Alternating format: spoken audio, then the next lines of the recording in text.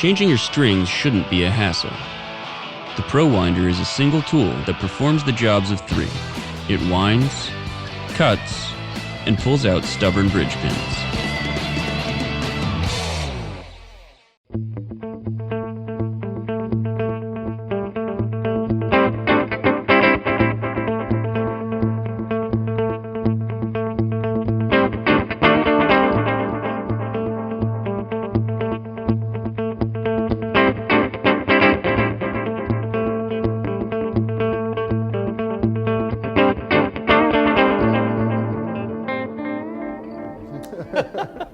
Hey everyone, this is Chris Keys from Your Guitar. We're hanging out at the Hiwatt in Nashville, Tennessee with my dear friend Sean. Sean, how you doing? I'm doing great, man. Sean is with King Buffalo, guitar and vocals. And before we're going no further, Sean, I have to do something real quick. Subscribe to our YouTube channel. I know Sean has already because he talks about rig rundowns. Anyway, Sean, talk to me about this guitar that I know you've had for quite some time, but I remember you the first time I saw you with a Strat, and at some point it had surgery. I don't know if you bought it like that, but it had like Filtertrons in it. Yeah. So talk to me about the evolution of your guitars, starting with this one and kind of how you went from that to the Fender. So from the Fender to that. Yeah, actually the Fender was my first like main real guitar. That was what I used all the time. And actually, so our first full-length Orion was with pretty much all with the Strat. This was only on one song, and that was still with the single coils and the Strat. Okay. And then I put new pickups. I kind of like redid a bunch of stuff to this, and I started really liking it. And then so like basically this has been my #1 guitar since like 2017. All right. Yeah. What pickups did you put in it, or what type of things did you make it so it's kind of shifted to #1 land? Well, so it was like super dumb cheap when I got it. Like, they couldn't sell it. It was brand new. It's been on the shelves for like 10 years or whatever. Yeah. So it was like $300. I traded like a crappy Epiphone and gave him like $150 and walked away with it. But like it's a Chinese one, so it had some issues. Yes. So I put Seymour Duncan 59s in there. I replaced all the tuners with Shalers.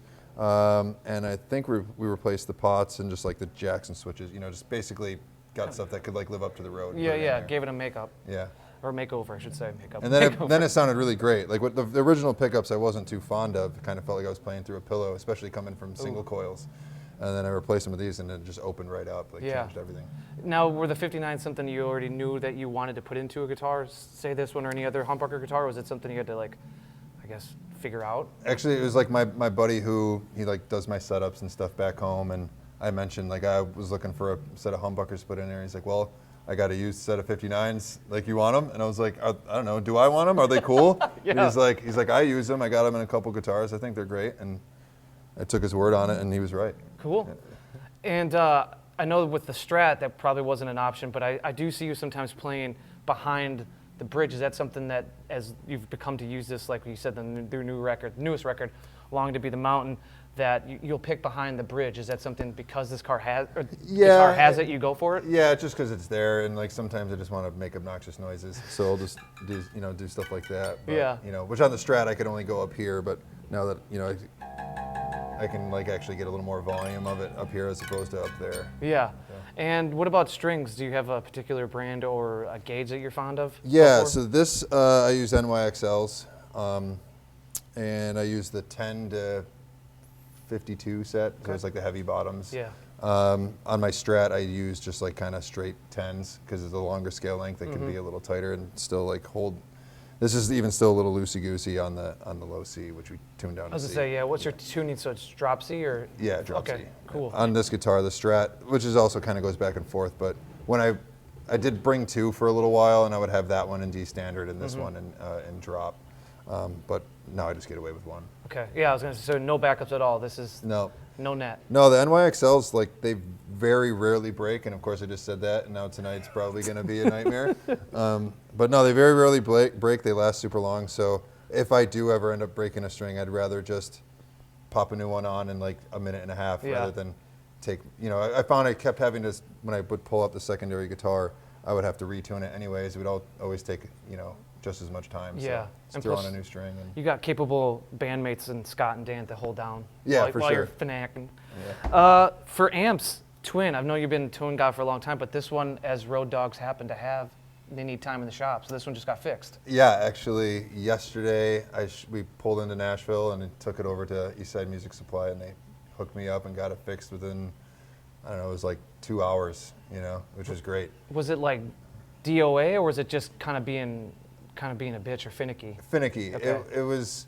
I mean, I've used that thing pretty much exclusively for 3 or 4 years now, and I've never had issues with it. I had one issue once where the power tubes went, that just happens. Yeah, it's normal. But since then, since I've replaced them, I haven't even changed the tubes for like 3 years. Okay. So it's been really reliable, but over the past few tours, it's started to crop up with like weird noises and artifacts, and it was like power drops and stuff. I took it to my guy back home. He fixed a couple things, but apparently there was still more stuff going on, and so I was like, I don't know, man. So I took it to Eastside, and I was like, can you just give me a second opinion? Am I crazy, or is this malfunctioning? And I wasn't crazy. So like in any health and situation, it's always good to get a second opinion, just like with your amp. Yeah, and they totally found some stuff, and they hooked me up. So. Now, is this an original or is this a reissue? Is this a vintage Silverface? It's 73. Okay. So, yeah. And speakers, do you know if there's anything in there special, or is it just what came with it? No, well, it's all been, I put Texas Heats in there, and that's what was in there for 2 or 3 years. Okay. I actually, just before this tour, I put a Warehouse ET65 in there, so it's a Texas Heat and an ET65. Why go with that, the 1-2 punch rather than the same?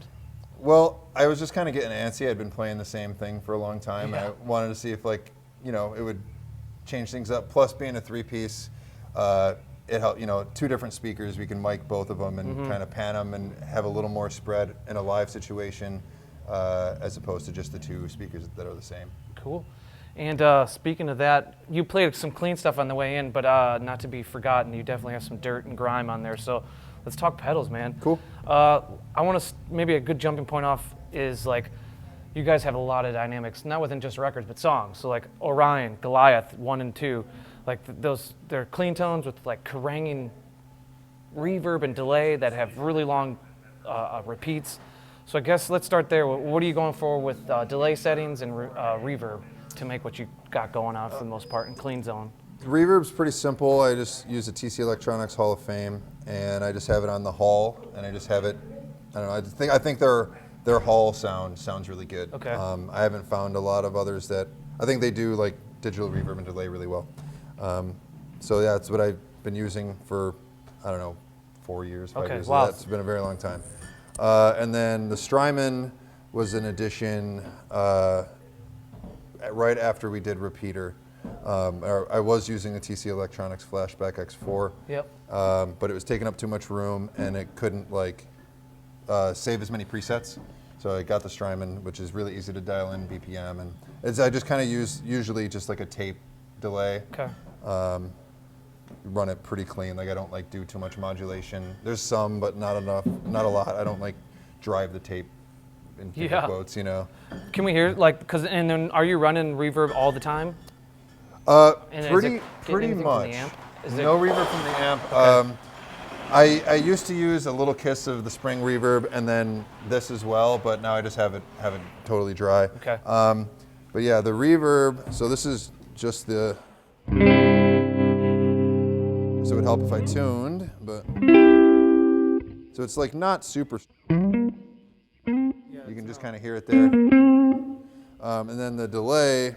So this is probably the most complicated delay that I use is just a tape delay, but it's really slow. And I have that basically just going forever. And the expression pedal controls that. And I can just let it ride, and then I can And this is at the beginning of Repeater, then I imagine. Yep. The thing Yep. there. But I do it a lot with a lot of different songs. You create a bed. I was wondering when we came up here if you're going to have a loop or if you just kind of have a freeze, or it looks like this is how you do it. Yep. So there has been a freeze on my board at different times before. Okay. But having to double tap it on off was just too much to do.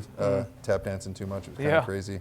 So I don't know. I found the Strymon really does everything I need it to do, and having the expression pedal hooked up to it, it does a lot. Plus, a lot of things I'll do is I got an intro maybe.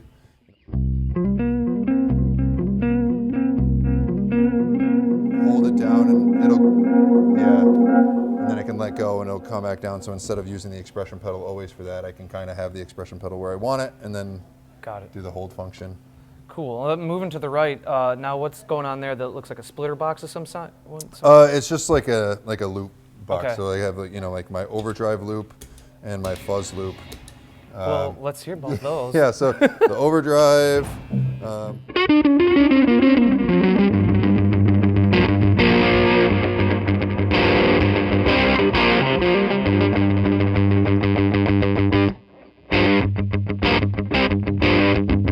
So that's my overdrive. It's a tube pedal. It's by a company called Lightning Boy Audio. Okay. They're out of Buffalo, New York.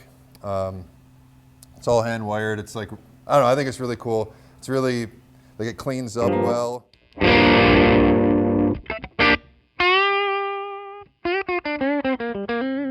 Cleans up nice.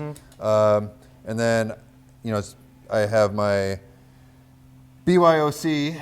Did you do it yourself? Yeah, Right. Oh, all right. yeah, which I did like years ago. It was the first one I ever put together. And it's just their BC 109 fuzz face. Okay. And so on its own, it's just.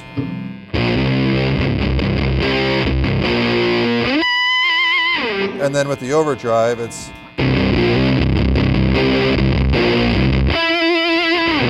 So it just like Damn, dude. thickens up quite a bit because I keep the amp really clean. Yeah. So. Like I mean, I'm sure some parts of the set are feel, but is there any specific songs where that hellacious sound comes together?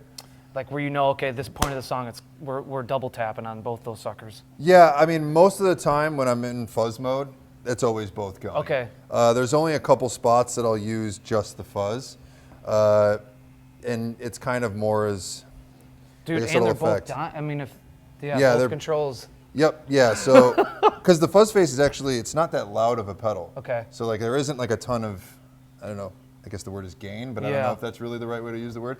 But it's not really that loud. So even when it's maxed out, it's not like a huge volume jump. It's not like a big muff where you max everything out. Yeah, Like and it's like a 20 dB boost. Yeah.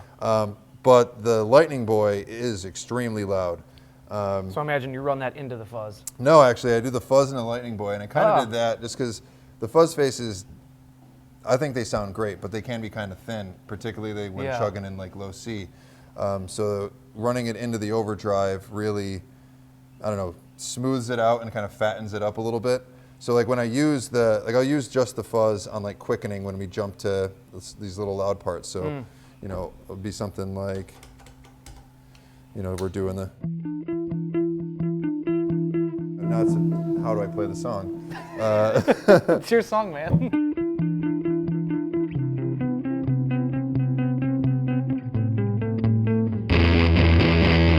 Just like hit that and then I'll turn it off, and then when we actually go to the end, it's full go. Dude, man, that sounds beastly. And then a lot of times with your solos, you have the reverb and the delay on as well, so it's kind of almost like echoes Pompei, live in Pompei, Gilmore shit. Yeah, I mean, I don't really have like good shredding chops, so No. I kind of let the gear do the work. Yeah. If you have the fuzz and everything cranked, and you have a plenty of delay and reverb, it all kind of starts to work together and kind of does its own thing, and it covers up any mistakes that you make. Or just doubles them too. Yeah. Which I've always the old jazz saying, right? If you make a mistake, just like repeat it. And Yeah. then it's intentional. Yes. And what's the last pedal we kind of didn't go over? We see the Analog Man buffer, obviously the tuner, but what's in the corner there? It's the Whirlwind Rochester Series Phase 90. So, like Whirlwind they actually have, I think, still some offices in Rochester, which is our hometown. Okay. And that's just like an old Script Phase 90 clone. Supposedly, it's one of the most there's been a million Phase 90s. Yeah. Supposedly, that's one of the most accurate ones because they actually own the rights to it. I think before MXR did them. So with I'm Dunlop. not 100% sure. When does that get brought in? Is that more of a flavor thing, or is that like there's specific times or points? There's definitely specific times, and it's usually kind of like chaos moments. I'll kind of throw it on, and it'll kind of this is a really deep sweep, especially with the fuzz and overdrive going. I think we got to hear that. But let's enter chaos mode. Yeah. So let's see.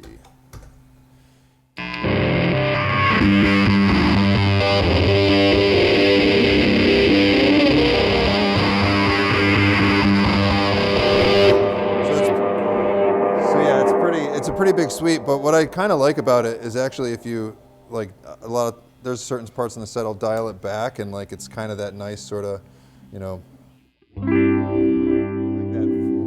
like the Phase 90 sound that people, you know, grew to love. And kind of like a Leslie too. Yeah, and so I'll use it like more subtly for certain like jam sections that aren't totally scripted, but maybe even like fatten up the clean tone. Yeah, just kind of give it a little bit of movement. Yeah. You know?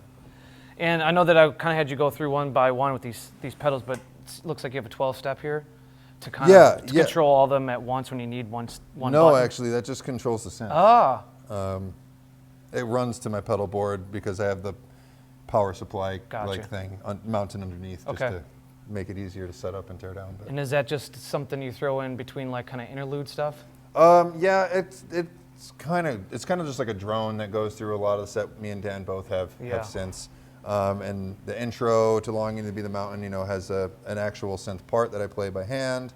But then most of it is the rest, like certain lead sections, I'll kick it on just to kind of fatten up, you know, kind of make it bloom a little bit more.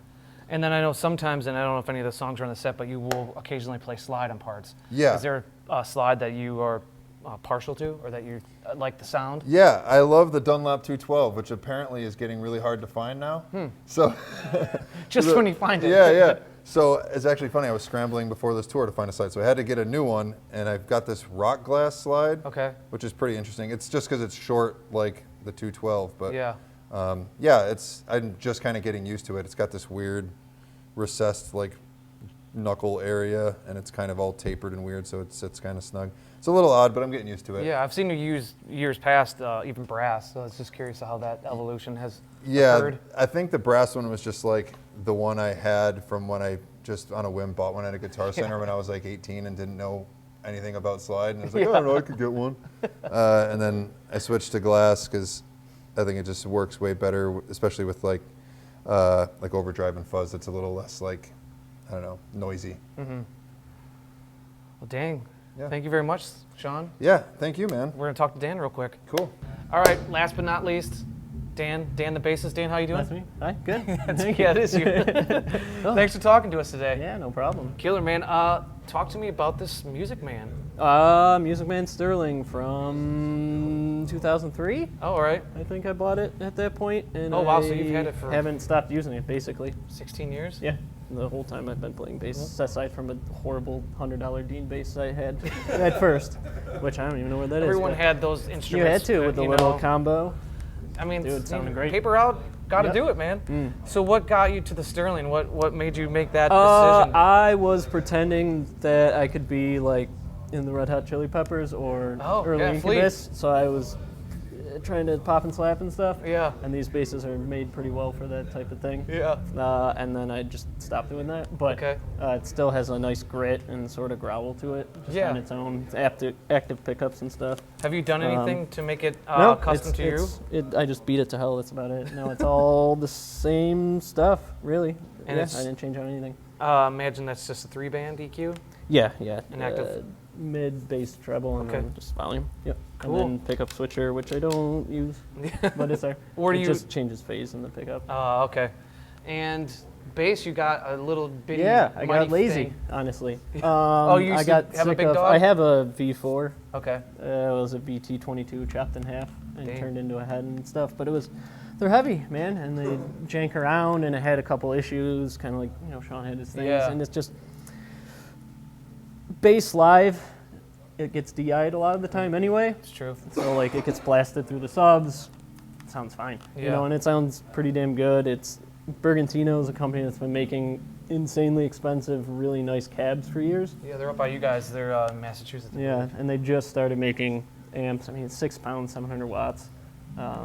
It's got built-in compression and then nice clean DI. So it just sounds fine. And then the cab I got right before tour. Okay.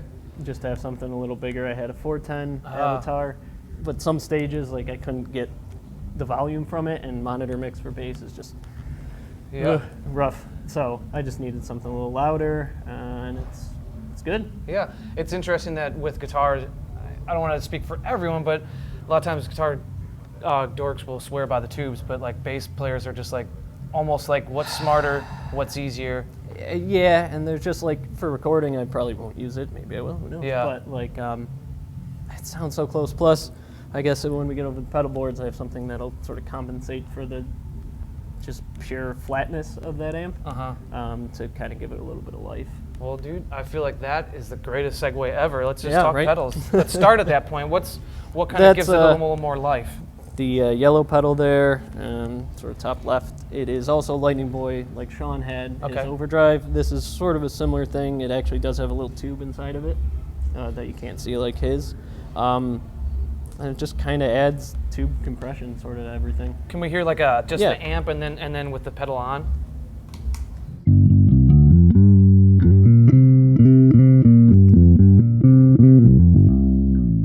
Just sort of cleans it up a little bit. Yeah. Gets rid of that, digital amp modeling that the Bergantino has, and just sort of vintages it up a little bit. And because of that, is that something that's on pretty much, It's always you're playing on, it's going? Yep. Okay, and then walk us through the rest of your colors here. Yeah, I mean, obviously the tuner. Then first real thing's the Green Rhino Overdrive. Yeah. And I just used that sorting in conjunction with the next one, which is the Team Awesome Fuzz, which is a dude based in Philly that makes a bunch of pedals. I don't know about the dude based in Philly, but I do know about the Green Rhino. That's kind of a more push to the guitar market. How did you make that be a bass well, thing for I you? got it for free. That's and a good start. It has something that's important for bass, is it has a 100 hertz boost on it, because a lot of fuzzes, and for years and years that was the problem on bass. As soon as you turn it on, there goes Everything's the bass. gone, yeah. So that helps on that one, and then just use it. I mean, I just go through gain stages to like when songs get crazier. Yeah. Just keep stacking stuff until you're just brown noting, basically. Well, can we hear some stacking? Yeah. So.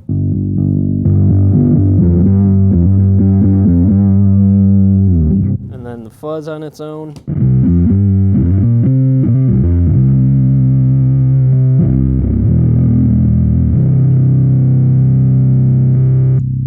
Plus the Team Awesome's kind of cool because it has clean and the volume. So I'm sending the overdrive through the clean, so it's stacking both together, and then I can adjust it as well. And it has a little noise gate on it. Yeah, I was gonna say, okay, that's cool. That's which is built in. cool because then you can just sort of.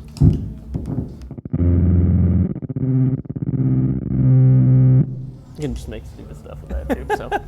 And then up top, you got two kind of modulations. Yeah, the TC Electronics Helix phaser. I use that one, though it's on the fritz a little bit now. But I usually use that one for a more subtle phase. Okay. Because the next one is the phase 90, and it just is what it is, but it's very kind of, you notice that it's on. Do you put those with any of the dirt or the fuzz? Yep, most of the time it is on with either the fuzz or the overdrive. Cool. Yeah. Can we maybe hear the Helix and then the MXR and then maybe one of Well, them? the Helix isn't plugged in right now. Oh, okay, I'm sorry, Yeah. sorry. Well, then let's just not even hear that.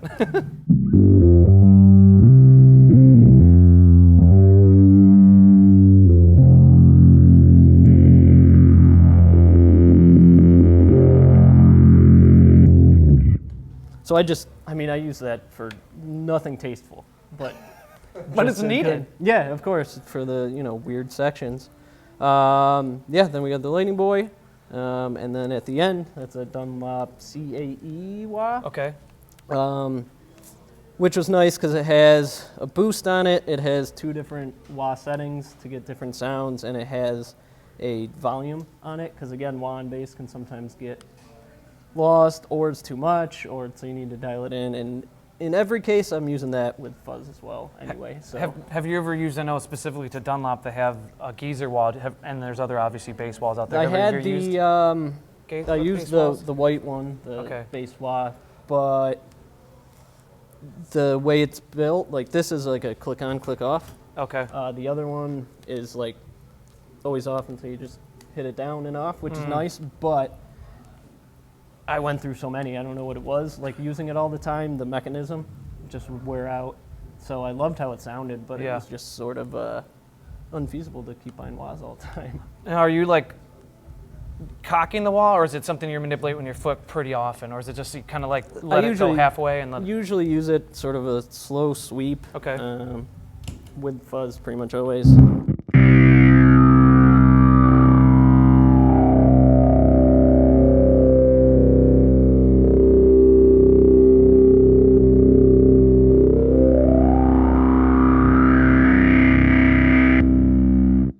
That's why it's at the end of the chain too. I just felt my because when you put it traditionally you put the wah before gain stage stuff. Yeah. But then the gain stage obliterates it.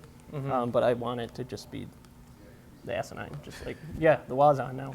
I hear that. And you feel it. Yep. And I imagine just like with Sean, the 12 step is controlling to let the Moog go through. The Minotaur. Yep. Yeah. Yeah, which I use similarly to him, basically just drones for the most part, and then every once in a while manipulate the cutoff and resonance and stuff to give it a little more movement. Cool. But that's pretty simple, really. And then it's all compact too, which is nice. Yeah. Nice little setup that I can throw up and down super quick. Because before you were saying that this was a lot more expansive. At one point. This was twice the size. I had a full keyboard synth. But I never actually played the keys on it. And it's super cool, but just condensing all this down for, we tour often enough where I can fit all of this plus the amp in one Pelican case. It's nice. So I have one Peli, bass case, cab, that's it. And I guess the last thing, going back full circle in reverse, is to ask about strings. And from what I remember you playing, you're kind of just a finger dude, right? You're not playing pick too much. Yep. If at all. The reason for that, I always gravitated towards it more, and it's just been so long since I've used a pick. I want to try to get back into it, but it just feels alien to me most of the time because I just don't do it. So I'd like to add it in at some point just to get a different feel and Different flavor. Yeah, for sure. Strings are DRs, standard gauge, the blues. Okay. Sort of the hybrid strings they have, and I've used those for forever. They Kinda just like a sound comfort good thing. and last for 6 months. I don't need to worry about changing them all the time. That's nice. On bass, you can get away with that. Yeah. It's almost like encouraged because. And I don't like the day or two after new strings. I hate it, honestly. Just all the high end, it's just too much. You got to roll all that off. So let them live, and it's nice. Yeah. Cool. Well, Dan, I appreciate it, dude. Thank you. Thank you, guys. This is Chris Keys for Premier Guitar with another Rig Rundown.